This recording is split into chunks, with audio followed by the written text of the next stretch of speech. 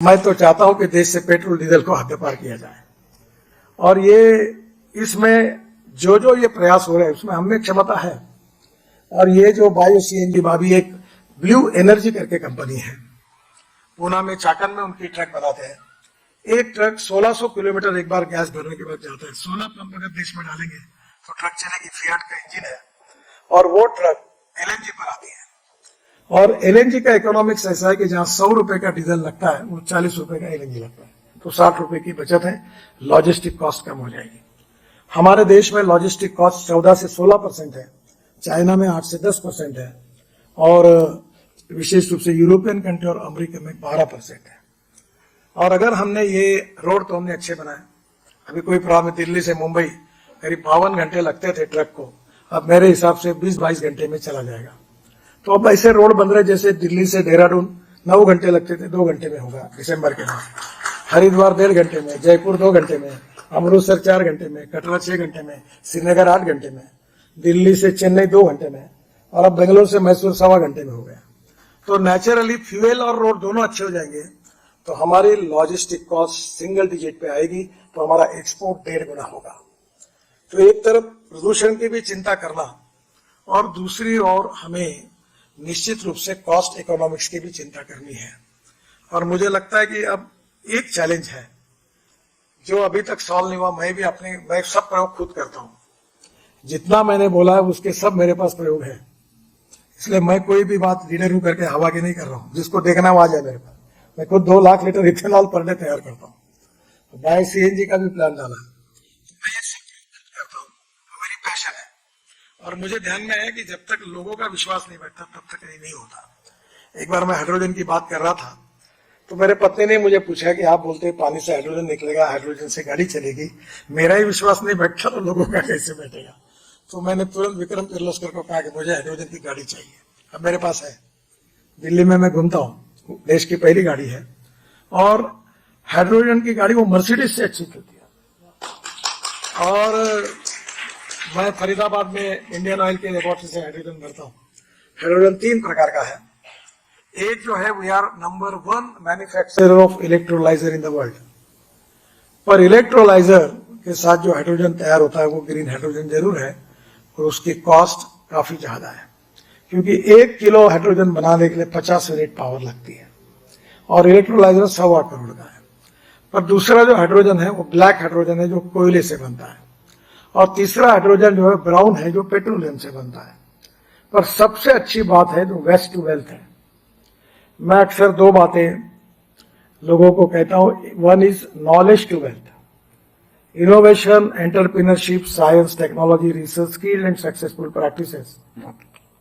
We name it as knowledge, and conversion of knowledge into wealth is the future. And the second important is conversion of waste into wealth. और मैं ये मानता हूं कि ये संभव है। मैं नागपुर का सांसद हूं। मैं 7 साल पहले हमने अपने शहर का टॉयलेट का पानी शुद्ध करके महाराष्ट्र सरकार के पावर जनरेशन के लिए कोराड़ी और खापर केला बेच दिया है और टॉयलेट का पानी बेचकर 300 करोड़ रुपए साल के मिलने वाली हमारी महानगर पालिका है। दूसरा प्रयोग मथुरा में है, आपके नजदीक। मैंने किया था, मैं वाटर रिसोर्सेस मंत्री था, तो 90 नेबल्टी स्लज मथुरा का, वो वहां से हमने साफ पानी किया और हाइब्रिड एन्युटी में प्रोजेक्ट किया। हाइब्रिड एन्युटी का मतलब 40% from government, 60% from investor. Triveni engineering करके कंपनी है और वो प्रोजेक्ट उन्होंने किया और जो पानी शुद्ध होगा वो इंडियन ऑयल खरीदती है और 20 करोड़ साल के देते हैं। तो 40% में ही प्रोजेक्ट हुआ। मथुरा का स्लज प्रॉब्लम भी सॉल्व हुआ और आज 20 करोड़ इंडियन ऑयल दे रही है। तो ये पब्लिक प्राइवेट इन्वेस्टमेंट और सरकारी मदद से 5 लाख करोड़ की इकोनॉमी ये सॉलिड वेस्ट और लिक्विड वेस्ट मैनेजमेंट की हो सकती है। ये जो सॉलिड वेस्ट को सेग्रीगेट करेंगे उससे मेटल, ग्लास और प्लास्टिक निकलता है। आजकल प्लास्टिक से क्रूड पेट्रोल तैयार करके वो भी यूज हो रहा है।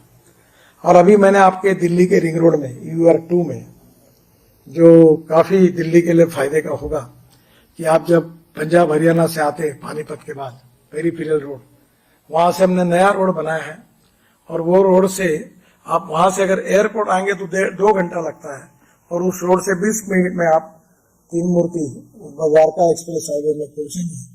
उस रोड पर हमने 20 लाख टन दिल्ली का कचरा रोड पर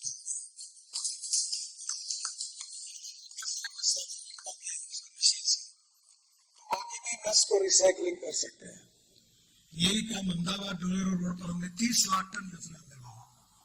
और अब ये कचरे में जो ऑर्गेनिक वेस्ट है वो बायोडाइजेस्टर में डालकर सीम गैस तैयार करके उससे भी हाइड्रोजन तैयार होता है। हाइड्रोजन में 2 टेक्नोलॉजी है।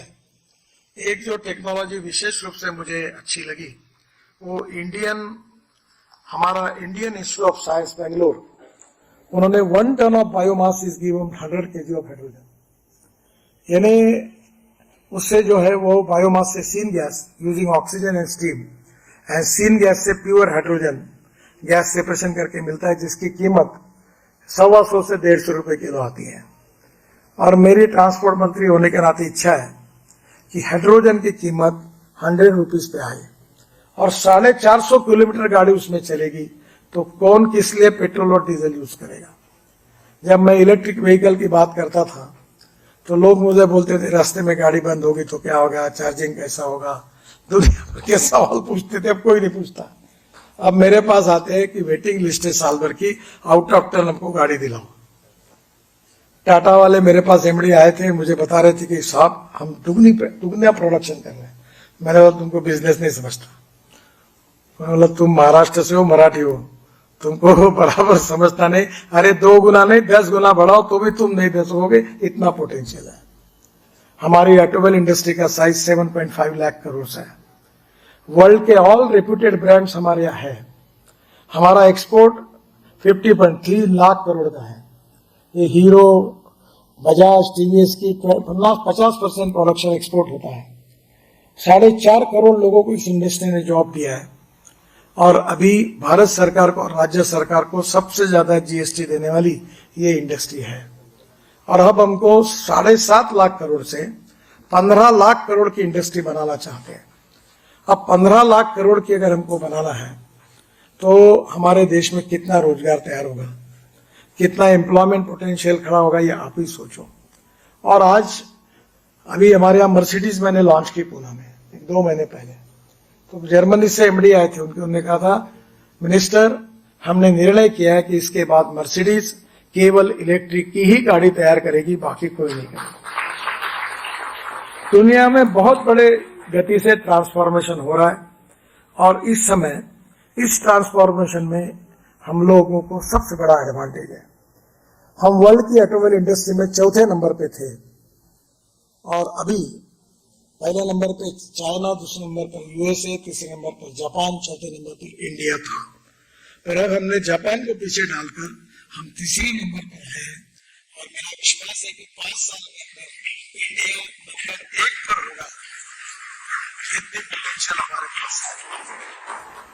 तो मेरा निश्चित रूप से आपको यही सुझाव है कि ethanol, methanol, biodiesel, bio LNG, bio CNG और इलेक्ट्रिक और ग्रीन हाइड्रोजन, और इसमें सोर्सेस को आप कचरे को यूज करो। शुरू हुआ और अशोक लेलैंड ने उनके ट्रक को 100% मिथेनॉल पर लाया, तो वो 25 रुपए लीटर का।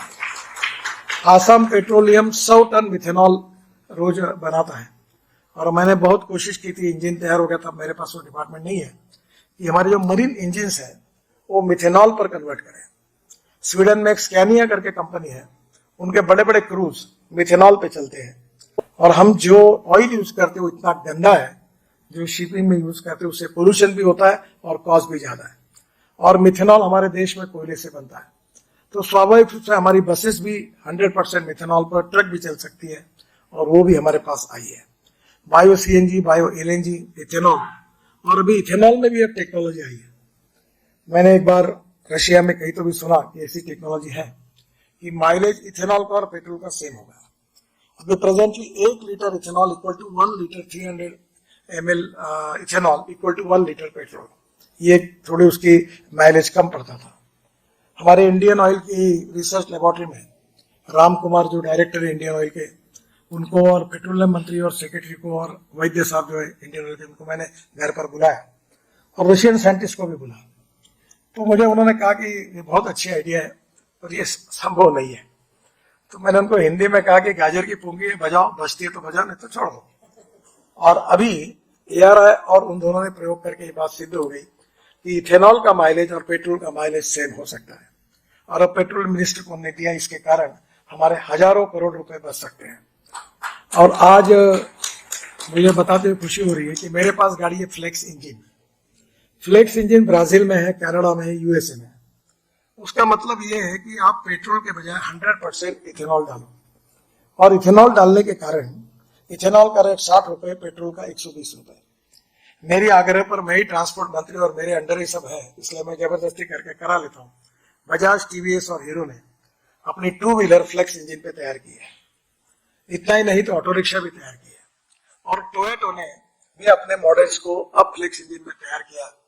और उसमें जो उनकी इनोवा है वो अगस्त महीने में, मुझे आज कल मिलने के लिए आने वाले, मैं उनके पीछे पड़ा हूँ, वो 100% फ्लेक्स इंजन पर अपनी गाड़ियां लॉन्च कर रहे हैं। अगर वो गाड़ी आप यूज करोगे तो पेट्रोल का रेट समझ लीजिए 25 रुपए लीटर के भाव से होगा, यानी आपकी 75% बचत होगी, उल्टा प्रदूषण भी कम होगा। ये परली से अभी CSIR और सेंट्रल रिसर्च रोड ऑर्गेनाइजेशन ने बिटुमिन बनाया, और अभी हमारे देश में 80 लाख टन बिटुमिन लगता है। 50 लाख टन इंडियन रिफाइनरी देती है और 30 लाख टन इंपोर्ट होता है। तो मैंने अभी योजना तैयार की है कि ये परली जो जलाते हैं पंजाब हरियाणा में, अब ये यहाँ किसान, ये अन्नदाता था, फिर ऊर्जादाता हुआ, अब उसको बिटुमिन दाता बनाना है। और सब किसान बिटुमिन तैयार करेंगे, और जितना करेंगे उतना हम खरीद करेंगे। हमारे पास तो स्काई इज द लिमिट, इतने रोड बना रहे कि हमारे पास सब बिटुमिन लगेगा, हम उनका ले लेंगे। तो किसानों में भी रोजगार तैयार होगा। तो मेरा निश्चित रूप से आपको यही कहना है कि अब फ्लैश से बहुत सी बातें हो रही है। अब उसकी बिल्डिंग बन रही है, काफी यूज हो रहा है। वेस्ट प्लास्टिक 7% हम पेट्रोल में डाल रहे हैं, अपने बिटुमिन में डाल रहे हैं। रबर के बारे में टायर जो थे उसको इंपोर्ट करने को अनुमति नहीं थी। मैंने कहा कि सर्कुलेशन इकोनॉमी ये बहुत बड़े रोजगार निर्माण कर सकती है, और इसलिए अभी हमने निर्णय किया कि विशेष रूप से टायर इंपोर्ट करने की अनुमति दी, और उसकी जो पाउडर है, रबर पाउडर, वो अब हम 15% बिटुमिन में डाल रहे हैं। तो कॉस्ट भी कम हो रही और क्वालिटी भी सुधर रही है। तो मुझे ऐसा लगता है कि अब बड़े प्रमाण पर वेस्ट मटेरियल को कैसे उपयोग में लाए, प्रदूषण को कम कैसे करें, ताकि ये जो वेस्ट मटेरियल है इसका अगर रिसाइकलिंग होता है, सर्कुलेशन इकोनॉमी बढ़ती है, तो स्वच्छ भारत अभियान जो प्रधानमंत्री का है वो सक्सेसफुल होगा। गंदा पानी जो नगर पालिका म्यूनिसिपल कॉर्पोरेशन का है, उससे हाइड्रोजन तैयार कर सकते हैं। जो लिक्विड सॉलिड वेस्ट है ऑर्गेनिक, उससे हम CNG LNG बायोडाइजेस्टर में डालकर बना सकते हैं, और उसी से हाइड्रोजन भी बना सकते हैं। तो जो टेक्नोलॉजी है वो जिसका नीड बेस्ड रिसर्च, अवेलेबिलिटी और आवश्यकता के ऊपर रिसर्च होना चाहिए। रिसर्च हमारे सोसाइटी को सस्टेनेबल करने वाला चाहिए। आप जरूर करिए, चंद्रयान पर भेजने का करिए, सूरज पर जाइए, पर मैं हर समय पूछता हूँ कि मेरे गांव में आपका रिसर्च का उपयोग क्या है, गांव गरीब मजदूर किसान के लिए उसका उपयोग क्या है। वहां का लाइफ सस्टेनेबल होने के लिए जो रिसर्च होगा, that is to be more important for the society. और इसलिए आने वाले समय में जो रॉ मटेरियल जहां अवेलेबल है उसका उपयोग करके वैल्यूएडिशन करते हुए, और पर्यावरण की रक्षा करने के लिए जो sound pollution, air pollution, water pollution, ये हमारी बहुत बड़ी समस्या है। मैं वाटर रिसोर्सेज मंत्री था, मैंने 6000 करोड़ दिल्ली के यमुना के शुद्धिकरण के लिए दिए। जायका का प्रोजेक्ट, मेरा सपना था कि MPBS सी प्लेन, पानी पे उतरने वाले जहाज से यमुना फ्रंट से उड़कर ताजमहल के पीछे उतरेंगे और 15 मिनट में पहुंचेंगे, 2 घंटा ताजमहल देखेंगे और फिर हवाई जहाज में बैठकर यहाँ वापस आ जाएंगे। ये कठिन नहीं है, ये प्रयोग भी यशस्वी हुआ। अब एक कंपनी 100 MPBS वाटर प्लेन ले रही है। तो हमारे यहाँ पोटेंशियल ही पोटेंशियल है। जहां पोटेंशियल है वहां उपयोग करते हुए इको फ्रेंडली अप्रोच का उपयोग करना होगा, ग्रीन फ्यूएल का उपयोग करना होगा, ग्रीन इलेक्ट्रिक ज्यादा महत्वपूर्ण है, वो निर्माण करनी होगी। और इलेक्ट्रिक का ट्रांसपोर्ट बहुत ही सस्ता है। मैं IIT को आह्वान करूंगा कि मैं ये जो दिल्ली का UR2 रिंग रोड, इसको हाईवे बना रहा हूँ। ये डायरेक्ट इलेक्ट्रिक केबल से ट्रक और बसेस चल के जयपुर जाएंगे। तो मैं टेक्नोलॉजी के संशोधन में हूँ कि कोई इसमें काम करे, ताकि बाहर के लोगों के बजाय हमारे देश के लोगों की कैपेबिलिटी को प्रोत्साहित करें। हमारे में कमी नहीं है। हमारे यहाँ पूरे वर्ल्ड में हमारे डॉक्टर्स नाम कमाया उन्होंने, सॉफ्टवेयर इंजीनियर्स अच्छे हैं, और इनोवेशन और रिसर्च में हमारे इंजीनियर्स कहीं कम नहीं है। और इसलिए आने वाले समय में पर्यावरण की रक्षा करते हुए, इकोनॉमी को बढ़ाते हुए हमें आगे कैसे जाना ये सोचना होगा। और विशेष रूप से एग्रीकल्चर, रूरल और ट्राइबल एरिया में हमें ऐसी टेक्नोलॉजी लानी होगी कि जहां हम एम्प्लॉयमेंट खड़ा करें, ताकि लोग गांव से शहर की ओर नहीं आएंगे। गांव जैसे स्मार्ट शहर है, सिटी है, वैसे स्मार्ट विलेजेस बने, एग्रीकल्चर ग्रोथ रेट बढ़े और किसान सुखी समृद्ध संपन्न बने, तो दिल्ली, मुंबई और कलकत्ता में झोपड़पट्टी रहने का कोई कारण ही नहीं होगा। तो मुझे लगता है कि निश्चित रूप से ethics, economy, ecology and environment, development को विरोध मत करिए, but development with protecting ecology and environment, इसी साव के साथ हम लोग आज का ये पर्यावरण दिन आज मना रहे हैं। हम सब के प्रयासों से आने वाले समय में निश्चित रूप से जो प्रधानमंत्री जी ने 2070 के पहले कार्बन न्यूट्रल करने की बात कही है, अगर सब लोग प्रयास करेंगे तो निश्चित रूप में हमें सफलता मिलेगी। और आप लोग भी जरूर इसमें सहयोग करिए, यही अनुरोध करते हुए मैं अपनी बात को समाप्त करता हूं। धन्यवाद।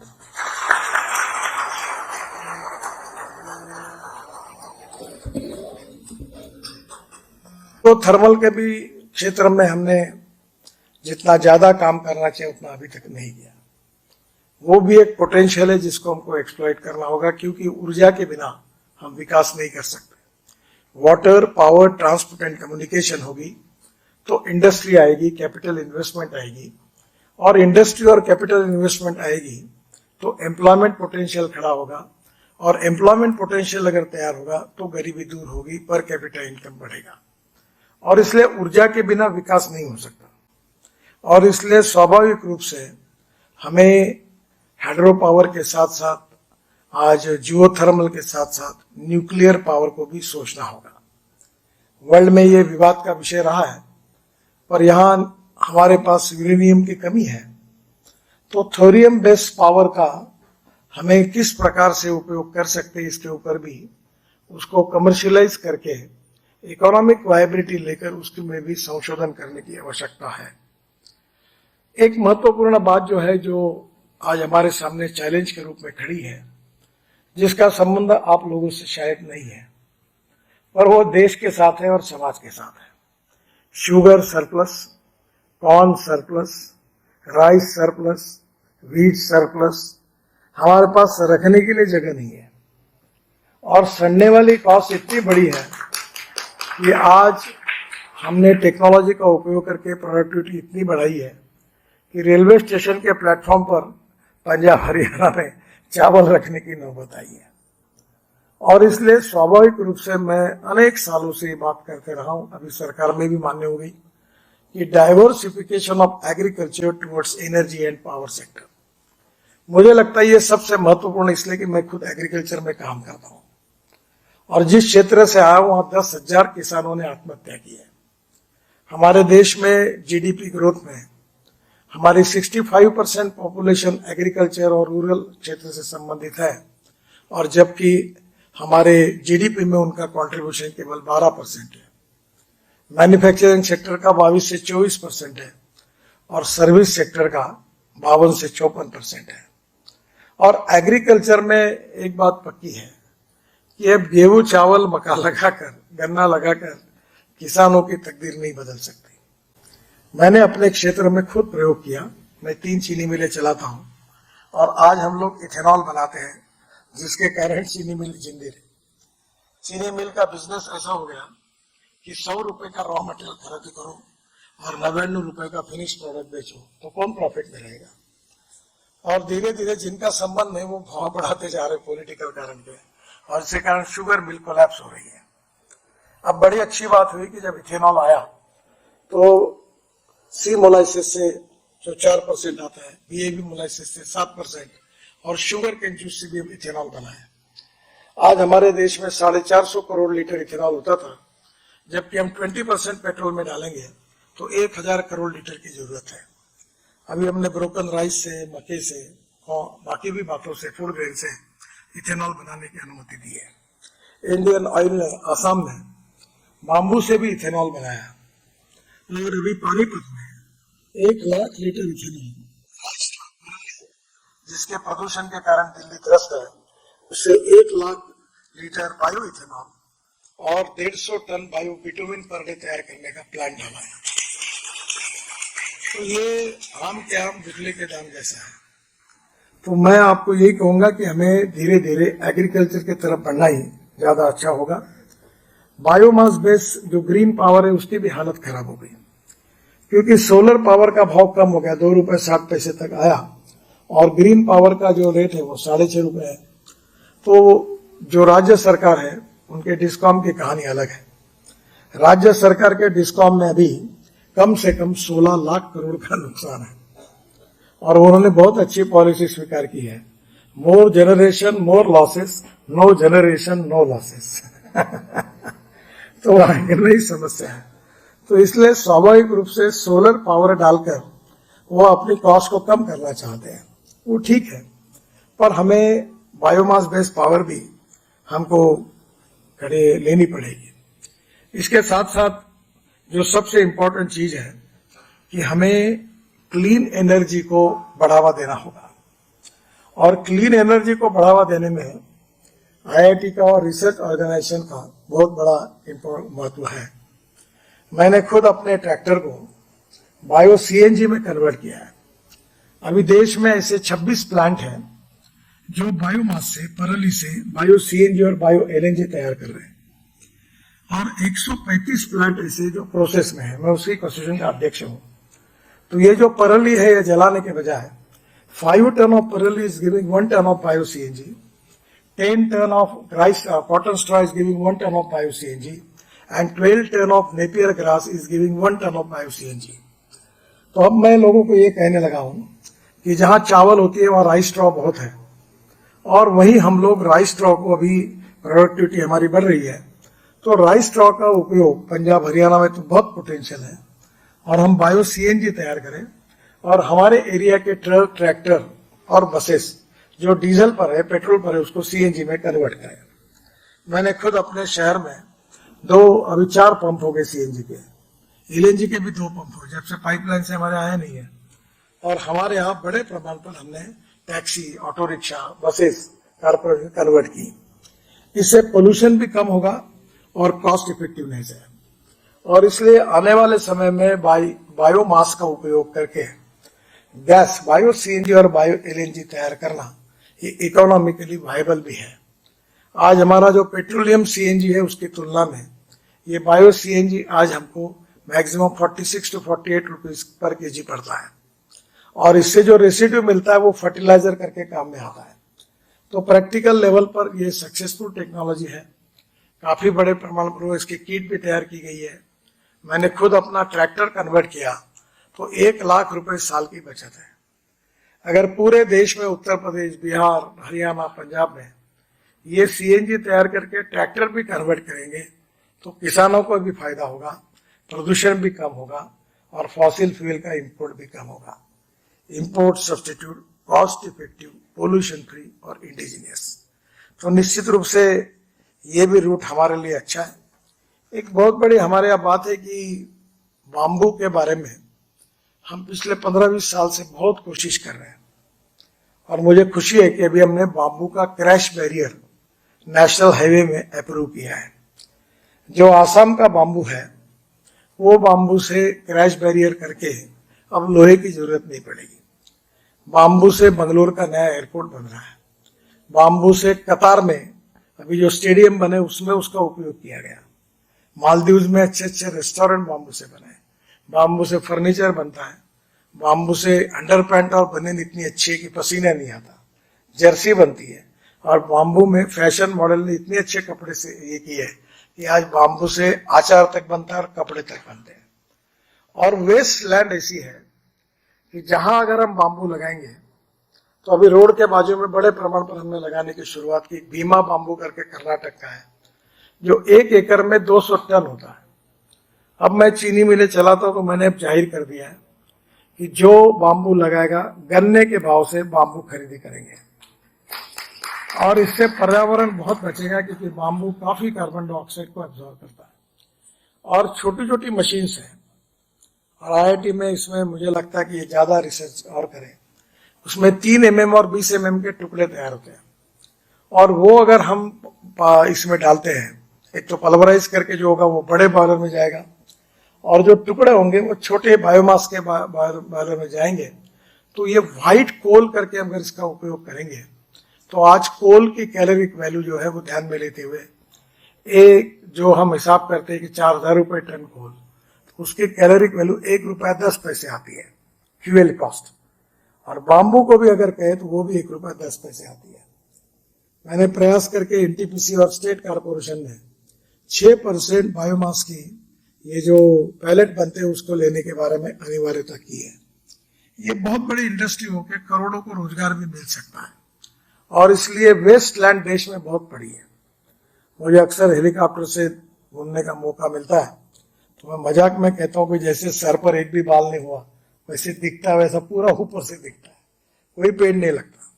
तो इसका उपयोग बाम्बू प्लांटेशन के लिए करेंगे तो पर्यावरण की भी रक्षा होगी और एनर्जी को भी निर्माण कर सकेंगे। हम ऊर्जा को आयात करने वाले नहीं, ऊर्जा को निर्यात करने वाला देश बनेंगे।